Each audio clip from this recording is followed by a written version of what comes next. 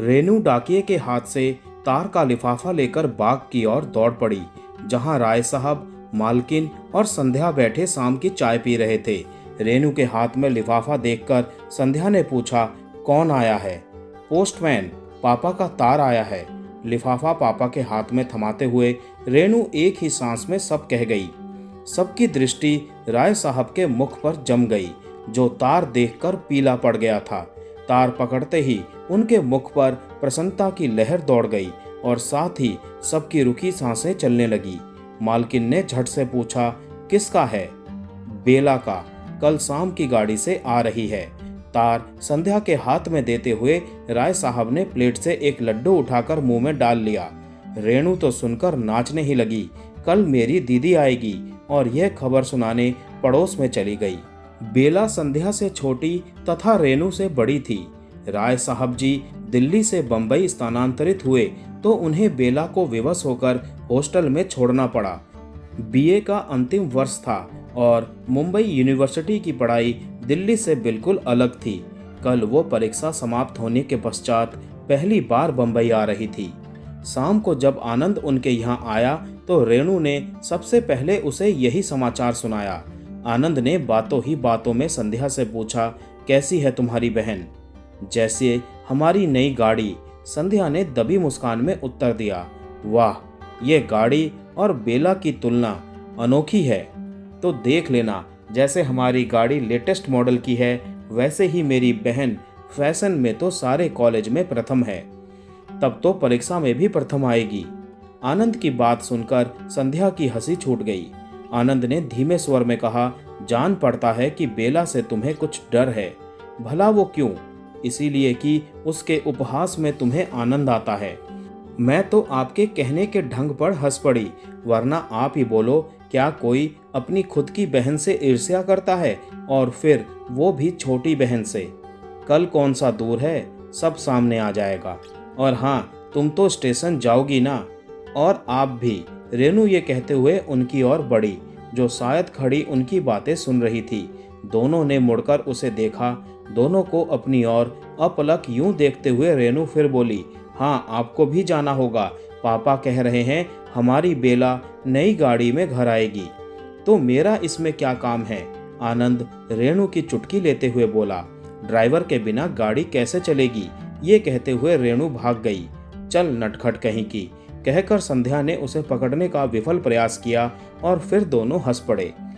फिर दूसरी शाम संध्या और आनंद को ही स्टेशन जाना पड़ा। राय साहब ऑफिस में काम की अधिकता के कारण समय पर ना पहुंच सके और मालकिन वैसे ही स्टेशन जाने से कतराती थी।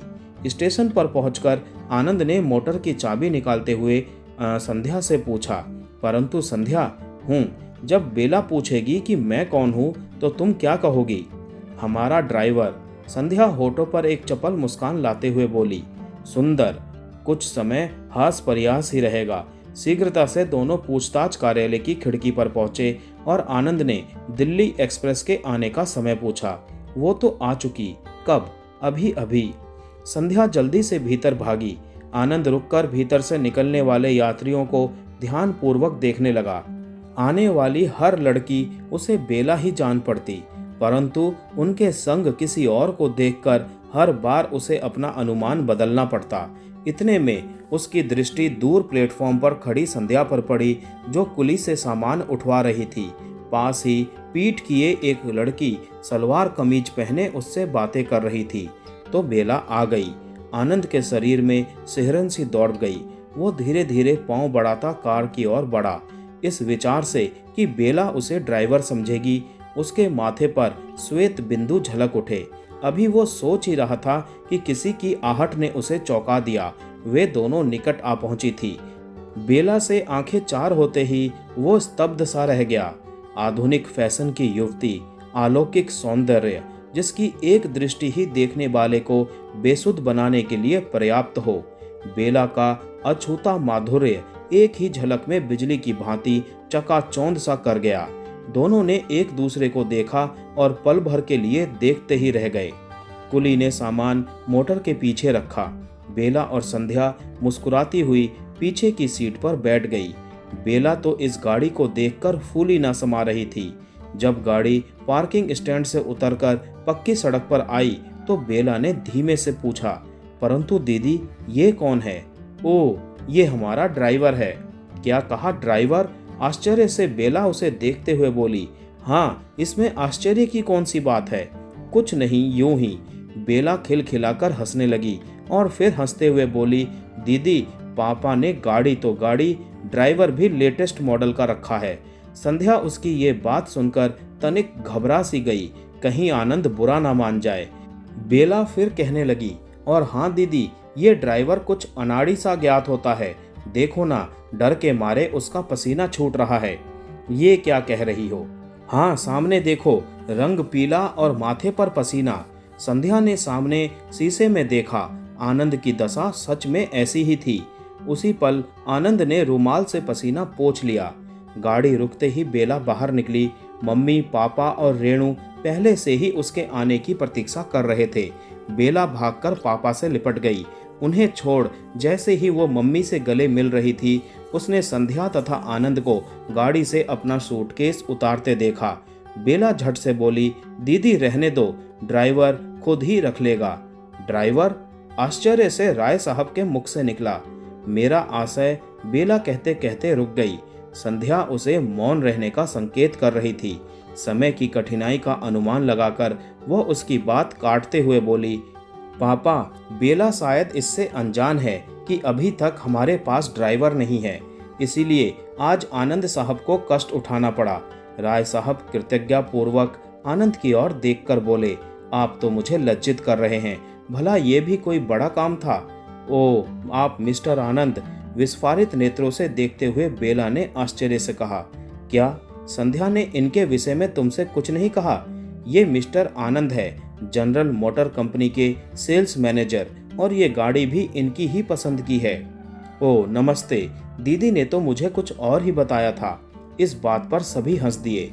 बेला और आनंद संध्या की ठिठोली पर और राय साहब और मालकिन इस बात पर कि बेचारी कहती भी तो क्या। आनंद मेरा कौन है? दृष्टि नीचे किए संध्या झेंपकर भीतर चली गई और चाय का प्रबंध करने लगी। पापा ने बेला को हाथ मुंह धोकर निबटने को कहा और स्वयं चाय की मेज पर आ गए। आनंद ने गाड़ी गैरेज में खड़ी करने की अनुमति लेकर उसे गैरेज में रख दिया। अब उसने गैरेज से निकलकर बैठक में प्रवेश किया तो सामने खड़ी बेला उसे देख मुस्कुराकर बोली, आप बुरा तो नहीं मान गए? किस बात का? आनंद ने उसी भाव से कहा, मेरी अशिष्टता का। इसमें आपका क्या दोष? आनंद बात पूरी करते हुए बोला, ये संध्या की शरारत थी। इस पर दोनों मुस्कुरा दिए। बेला अपने सूटकेस को खोलने का बार बार प्रयत्न कर रही थी। आनंद ने उसे प्रत्येक बार विफल होते देखकर आगे बढ़कर एक ही झटके में ताला खोल दिया। बेला ने मुस्कुराकर उसे धन्यवाद दिया। आप दिल्ली में किस कॉलेज में पढ़ती थी? लेडी इरविन और हॉस्टल में रहती थी। ओह, तो आपको हॉस्टल का जीवन कैसा लगा? जी, वो जीवन ही कुछ और है। बेला ये कहते हुए उन दिनों की स्मृति ताजा हो आई। आनंद उसकी पतली पतली उंगलियों को देख रहा था जो सूटकेस में से एक हल्के हरे रंग की साड़ी को खींच रही थी। खोई खोई सी दशा में जैसे ही बेला ने साड़ी खींची, कुछ पत्र पत्रिकाएं बाहर आ गिरी। इससे पहले कि बेला उन्हें उठाती, आनंद ने उन्हें उठा लिया और उनके नाम पढ़ने लगा। Film India, fashion and beauty और फोटो प्ले। खूब रुचि पाई है। छोड़िए, पापा चाय के लिए आपकी प्रतीक्षा कर रहे हैं, बेला ने पत्रिकाएं अपने हाथ में लेते हुए कहा। आनंद मुस्कुराते हुए उठा और लंबे लंबे डग भरता हुआ खाने वाले कमरे की ओर बढ़ गया। बेला उसे जाते हुए देखती रही। आनंद उसके मधुर सपनों की व्याख्या, उसके अंधेरे आकाश में चमकता हुआ तारा। वो सहसा गंभीर हो गई। कहीं मुझसे पहले दीदी ने तो इनके मन में स्थान नहीं पा लिया, परंतु दीदी तो लज्जा और संकोच की प्रतिमा है। तुम अभी तक यहीं हो? संध्या के स्वर ने उसे चौंका दिया। अभी आई दीदी, तुम चाय लो। बाथरूम की ओर जाते हुए बेला बोली। चाय पीते समय मेज पर बैठे बेला और आनंद की दृष्टि बार बार मिल जाती। आनंद रोमांचित हो उठता और बेला मुस्कुरा देती।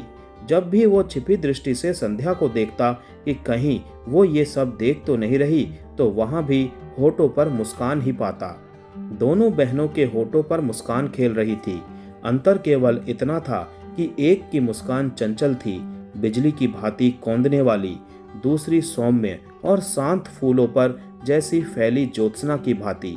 आनंद बैठा मन ही मन दोनों की तुलना कर रहा था।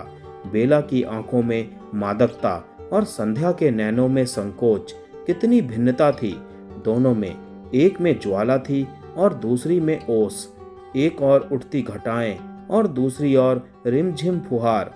एक गरजता झरना थी और दूसरी शांत निर्मल स्रोत। कल्पना के सागर में डूबा आनंद यह भी भूल गया कि वो सबके साथ बैठा चाय पी रहा है, जबकि दृष्टि उसी पर लगी हुई थी। राय साहब मौन तोड़ते हुए बोले, संध्या। हाँ पापा। सब राय साहब की ओर देखने लगे।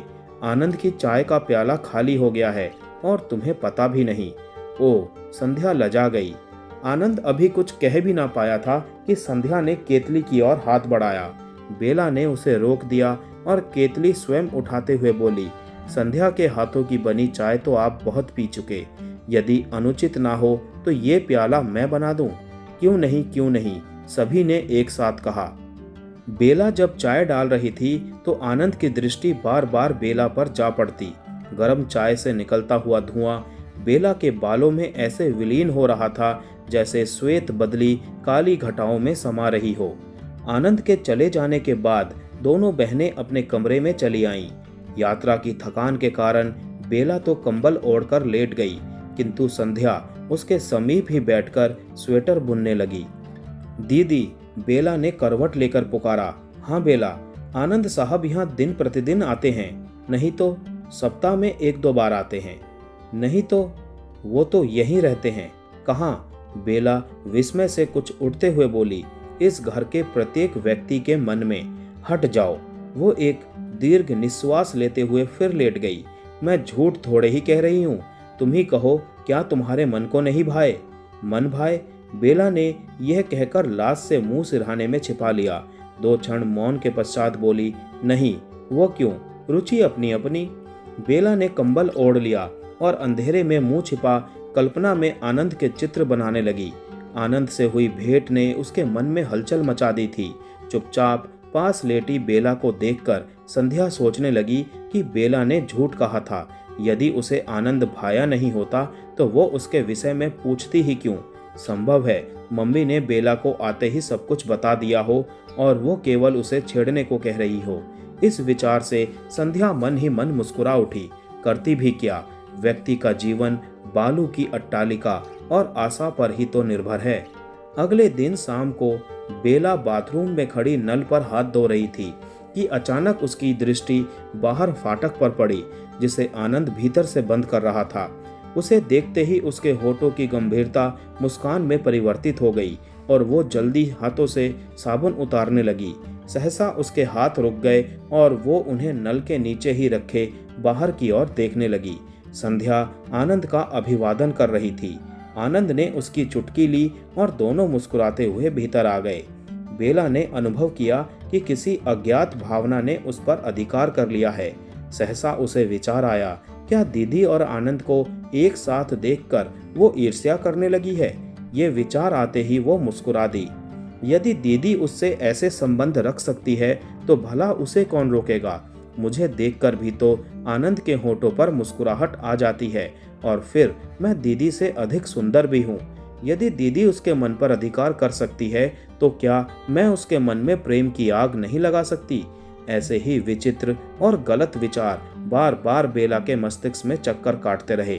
दीदी को आनंद के पास देखकर उसका मन भी आनंद से खेलने को चाहता।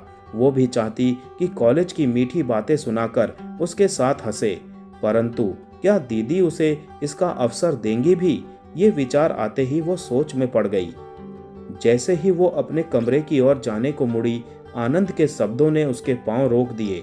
हेलो बेबी, आनंद ने बेला को देखकर मुस्कुराते हुए कहा। हेलो मिस्टर ड्राइवर, बेला ने अंतिम शब्द पर दबाव देते हुए उत्तर दिया। बेला, संध्या ने एक कड़ी दृष्टि से बेला को देखते हुए कहा। दीदी, ये तो मैं मजाक कर रही थी, बेला झट से बोली। हंसी मजाक नहीं, ये अशिष्टता है। बड़ों को सदैव आदर से संबोधित करते हैं। ओ, अब समझी। जब संध्या दूसरे कमरे में चली गई तो बेला ने लंबी सांस खींची और तिरछी दृष्टि आनंद पर डालते हुए उसके पास आकर बोली, बालकों की भूल तो बड़े सदा क्षमा कर देते हैं। भूल? कैसी भूल? आनंद घबराहट में बोला। आप क्यों कांपने लगे? भूल तो मुझसे हुई है। कौन सी भूल? आनंद ने अपनी घबराहट मुस्कान में छिपाते हुए कहा। आपको ड्राइवर जो कह दिया। ओ, इसमें क्या हुआ? जैसे बेबी वैसे ड्राइवर। दीदी को तो ना जाने क्यों मेरी बात अच्छी लगती ही नहीं।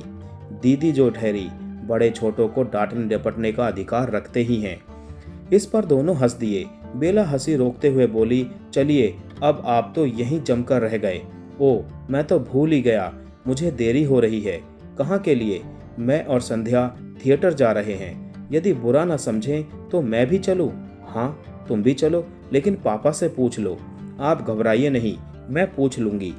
बेला उछलती हुई बाहर जाने को बढ़ी, परंतु एकाएक ही रुक गई। वो चंचल भाव में बोली, मैं आपके संग चलूं, ये आप मन से कह रहे हैं क्या? हाँ तो भला, तुम्हें संग ले जाने को किसका मन ना चाहेगा। बेला अपनी प्रशंसा सुनकर फूली न समाई और सीढ़ियां चढ़ती हुई अपने कमरे की ओर भागी। वहां संध्या पहले से तैयारी में लगी थी। बेला ने भी झट अलमारी खोली और कोई अच्छी सी साड़ी टटोलने लगी। संध्या ने आश्चर्य से पूछा, बेला, कहाँ की तैयारी है? थिएटर, आनंद जी ले जा रहे हैं। क्यों दीदी, चलूं मैं भी? नहीं। क्यों? पापा तुम्हें जाने नहीं देंगे। तो क्या तुम चोरी से जा रही हो? कुछ ऐसा ही समझ लो। वाह, तुम्हारे संग कौन जा रहा है? मैं तो आनंद। बेला कहते कहते रुक गई। संध्या जा चुकी थी। बेला ने जल्दी से नई साड़ी पहनी और बालों में रिबन लगाकर नीचे उतर आई। आनंद और संध्या राय साहब के पास खड़े कदाचित जाने की अनुमति ले रहे थे। बेला भी उनके पास जाकर खड़ी हुई और प्रार्थना भरे स्वर में बोली, पापा मैं भी जाऊं?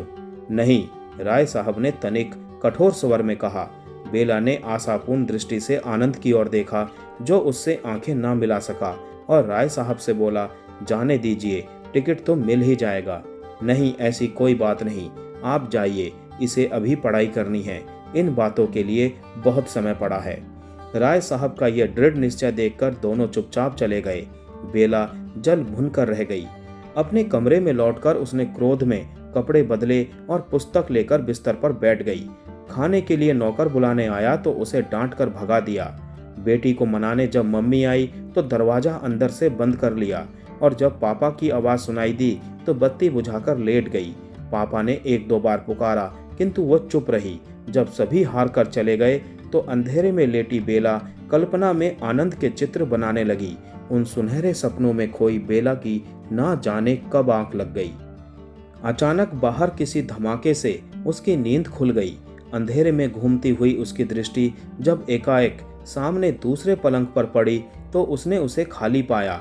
तो क्या संध्या अभी तक नहीं लौटी? किंतु वो भीतर आती ही कैसे? किवाड़ तो अंदर से बंद था। बेला ने उसी पल हाथ बढ़ाया और बत्ती जला दी। कमरे में और कोई नहीं था।